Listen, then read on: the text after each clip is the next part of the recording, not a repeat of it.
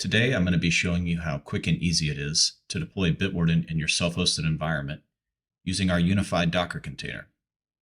In this demonstration, I'll be using a Raspberry Pi 3 with Bitwarden powered by a SQLite database. To get started, we'll navigate to the Bitwarden website.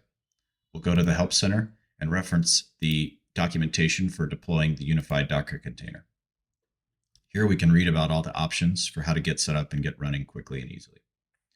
The first thing we need to do is configure our environment variables for our Docker container. The documentation references a settings.env file in our GitHub repository that's a good starting point for configuring your environment. We'll grab the settings file and we'll move into the terminal for our Raspberry Pi 3. Here we'll create the settings.env file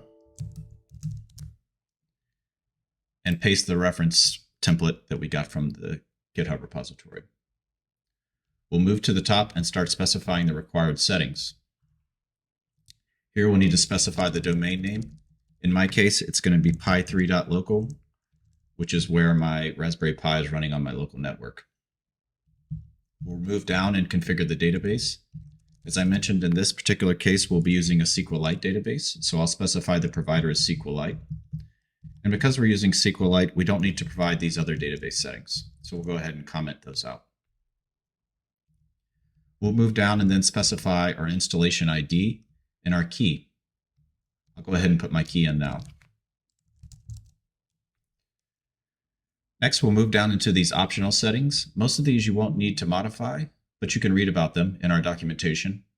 The one thing that I'll change in our demonstration here is I'll enable the BW enable SSL setting to true. This is because Bitwarden requires HTTPS to operate, and HTTPS can be provided by a certificate that's provided here, or you can terminate HTTPS with your proxy and provide SSL that way. Here, since we're turning on this setting, we'll get a self-signed certificate and key for our container. We'll go ahead and save our settings file, and we'll move back into the documentation. We can see that the next thing the documentation specifies that we need to do is run this docker run command. We'll go ahead and grab this docker run command and move back into our container. Once we're back in this container, we can paste our docker run command and execute. We'll see now that Bitwarden's up and running, and we can reference it in our web browser.